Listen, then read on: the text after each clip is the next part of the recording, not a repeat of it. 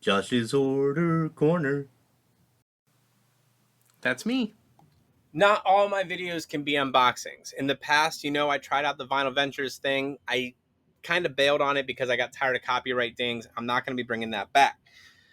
But one thing that I've been thinking about doing is book reviews. I always write up a book review on Goodreads after I finish one, and I think it'll be fun to share those with you and see your thoughts, get some feedback, and maybe some recommendations. I read as much as I can. I'm not one of those people who reads 200 books a year. Right now I'm at 35 with a goal of 50, but I do read as often as possible. I'm going to release 2 book reviews, see how they go, and then go from there and decide, will we continue with the book reviews? And friends, one thing that I also want to point out with these book reviews is a goal of 2 things. Spoiler free and no cursing. That one's going to be hard. I don't want to spoil. I will say character names, I will say locations, but I won't give up the details. I won't tell you what happens at those things in a way that will spoil it. If I do, call me out. That is my goal, is to avoid spoilers. Cursing, I'm just trying to be cleaner with my language in these videos and in general. I need to work on that. The first one we will talk about, and I'm going to do my best to tell you my thoughts, and then at the end, we will end it with our Goodreads review as I wrote it out. This is Stephen King's Never Flinch. This clocks in at 439 pages with a very quick end. As you know from Stephen King, his endings can really steamroll in the end and leave you wanting more or wondering what just happened. It is another Holly Gibney story. I adore Holly Gibney. She was introduced to us in the Bill Hodge trilogy, and then we saw her again in The Outsider. We saw her again in Holly. We saw her again in If It Bleeds. And now we get Never Flinch, another Holly Gibney story, where we get to also see our good friends Barbara and Jerome. They're back, they are awesome, and they're growing. And seeing that growth is really exciting to me. Now, I started this book on June 16th. I pre-ordered it from Cemetery Dance. It came with a slipcover that is not here yet.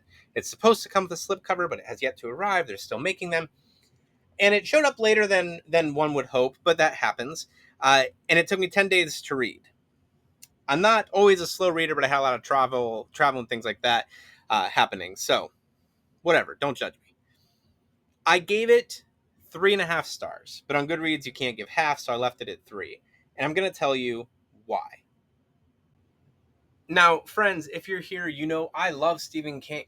I love Stephen King. I have tattoos of his work on my body. I am wearing a thinner shirt, and I'm not thinner.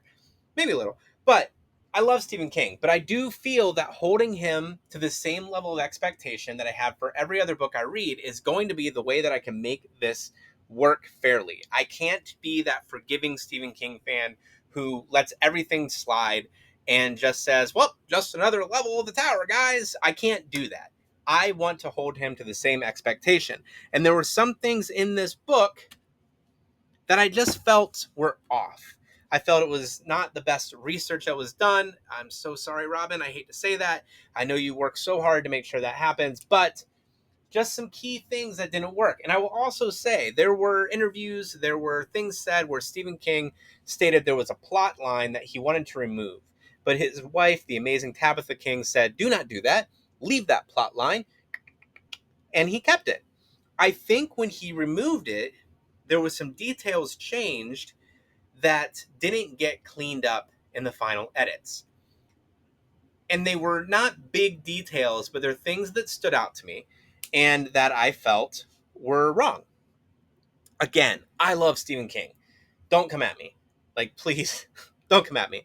I just feel that there was some things in this book that we would not forgive other authors for, and I want to hold him true to that expectation that we have for all. The back of the book says, I think there should be a corollary to the Blackstone rule. I believe the innocent should be punished for the needless death of an innocent. Should those who caused that death be put to death themselves? I think not, because then they would be gone and the suffering for what they did would be at an end. This is true even if they acted with the best will in the world. They need to think about what they did. They need to rue the day. Does that make sense to you? It does to me, and that is enough. I will kill 13 innocents and 1 guilty. Those who cause the innocent to die will therefore suffer. This is an act of atonement. Bill Wilson.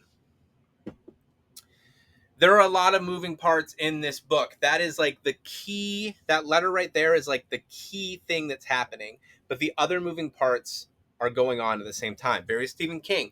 A lot of plot lines. Everything is going to come together in the end and play out accordingly. Now, Holly Gibney is still running as a private investigator. She is close with the police. She's not involved in this case, but she's helping out here and there. She's focused on something different this time, a new venture, a new opportunity. Now, this new opportunity is one of those plot lines, and it's going to come together with the main plot line in the end, as you can imagine. Whew! Let's take a breath. All right, so you remember when I said there are multiple plot lines to play here? Well, two of these plot lines really run parallel, run linear with each other because they're going to lead the reader to an event at an auditorium that you may remember from the Hodge trilogy. Now, in that plot line, on one of them, there is an event held on a certain day. This other plot line, the event is scheduled for the exact same day. This was a first area where I was like, well, hold up, because the music industry and the venues, concerts, festivals, all of that have to operate a very tight ship. You can't schedule one event over another without first making sure that everyone is aligned in that initial event.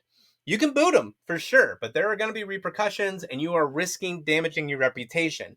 And this is a big venue. It's a venue that has housed very large shows, including Lady Gaga. That was one of the things that Stephen King pointed out. Lady Gaga had played there at one point. By scheduling over an already set event, you are making a drastic bad business decision. And it plays out very casually in this story. Even when even when you hear from the people who are scheduled for those events, it's a very casual thing. It shouldn't be a surprise to the person who is set to be there first that they are no longer scheduled there. It was a very strange approach. Now, Holly finds out about this show because a friend of hers wins tickets, a friend that you know already. And she won tickets to a sold out show, but then mentions the show hasn't even been announced yet. So, how is it sold out? That was strange to me. Holly looks at her calendar. She sees that she already has an event on that day at the exact same place, and then casually thinks, wonder what's going to happen with that. So, there's that. Kind of bothered me. That's one reason for the 3.5 stars.